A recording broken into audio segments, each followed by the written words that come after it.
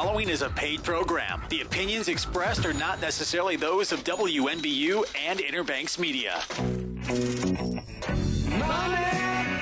Welcome to All Things Money with David Blain, a thoughtful and revealing discussion of actionable ideas and effective strategies to help you through the complex world of investing, taxes, and real estate. Now, with All Things Money, here's David Blain. Should you take a lump sum pension payment or should you take an annuity offered by your company? That's a question that many people in Eastern North Carolina are asking themselves today. There's been some recent announcements by Ford and GM, as well as locally our PCS Phosphate, the affiliate of Potash Corp. We're going to talk about those questions as well as get back into our discussion about how the economy works. The show is All Things Money. If you're just tuning in for the first time, I'm your host, David Blain. We thank you for joining us. We broadcast on 94.1 FM WNBU in New Bern, North Carolina, as well as cable TV 10 in New Bern. We also are on the web at www.dlblain.com. There you'll find information about myself, my firm, as well as archived copies of the show going back for several years. So we hope that you'll head over to the website if you want to catch up on some video. We also have audio files you can download to your iPod, MP3, take us with you and listen and learn. That's what we're here for, is to help educate you about the financial world, how things work, so that hopefully you can be a better consumer of financial products or have a brighter financial future. We get a lot of our information and ideas for the show from you, our viewers and listeners, so please don't hesitate to contact us. Our email is allthingsmoney@dlblain.com. Our phone number is 252-633-0107.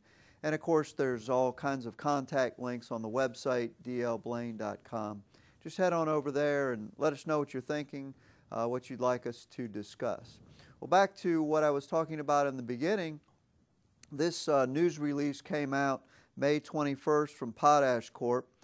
And PCS Phosphate announced that it was reducing its staffing levels by approximately 150 full-time positions, or about 15% of its current workforce. This is a difficult day for our employees and companies, said Steve Beckel. The workforce reduction will take place in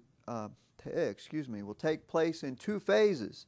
Employees will first be offered a voluntary separation package, and then involuntary separations may take place. So the PCS Potash was actually an early retirement. The packages there did not involve a lump sum, but some of the other national ones, the Ford plan is offering lump sum buyouts. And so if you're employed at one of these companies, or if you're a widow or a widower who is receiving a pension from these, you also may be receiving something in the mail asking what you'd like to do. Feel free to give us a call or email if you need some specific advice on your situation. What I'm going to do today is try to give some generic advice on these situations. As I mentioned, there's some big changes going on in the pension industry. In fact, GM recently actually sold its pension liability, a big part of it, to Prudential. And what this is called is it's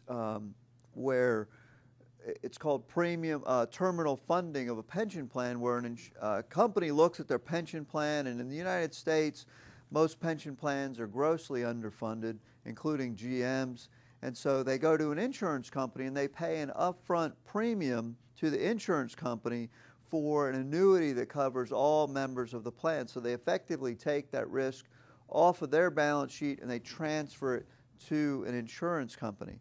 Now, you know, good or bad, if the insurance company is in better financial straits than the company itself, of course, it may work out better. Now, that's highly doubtful because they have to pay a huge premium up front. I think GM paid 110% of its liabilities in a lump sum to the Prudential to take that over.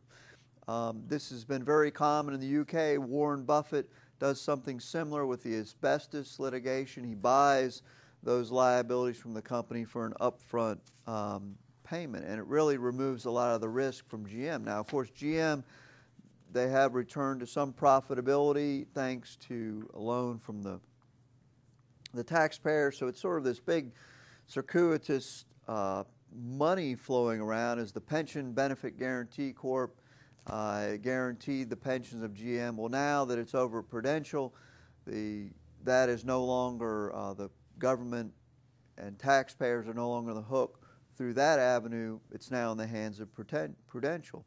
Now, of course, whether it's GM or Prudential or anyone, they only have a limited number of things to invest in, stocks, bonds, that type of thing. And so the return on those assets is a big factor in determining whether these plans work out correctly. According to this article I was reading, I didn't realize this, but Prudential has been doing this for quite a number of years. They did their first buyout of the, I think it was the Cleveland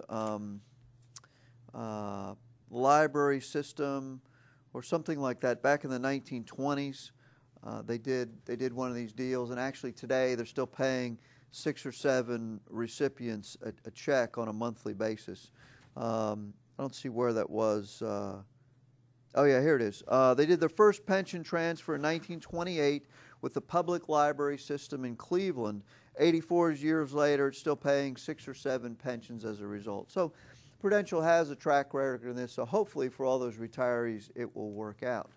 But back to kind of the topic, should you take a lump sum pension payment or take the annuity? A lot of times these companies will say to their retirees, look, we'll pay you this lump sum, $300,000, $400,000, whatever it may be, and relieve us from our liability to pay you a monthly check for the rest of your life.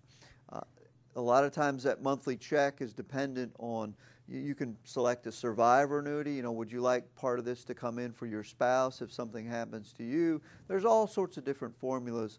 The PCS phosphate one had a number of options. The IBM pension plan has like 25 different options of ways that you can take your money. But essentially the main decision is, should I take the lump sum and take control of that money myself and create my own retirement fund, or do I want to continue having the company itself be responsible for sending me a monthly check? And there are a few things that we'll look at. We'll touch base on them here and go into detail in the next segment. But first of all, you need to just look financially at the value of the lump sum, which financially may be the better deal. Some of the pensions are very generous, others are very skimpy.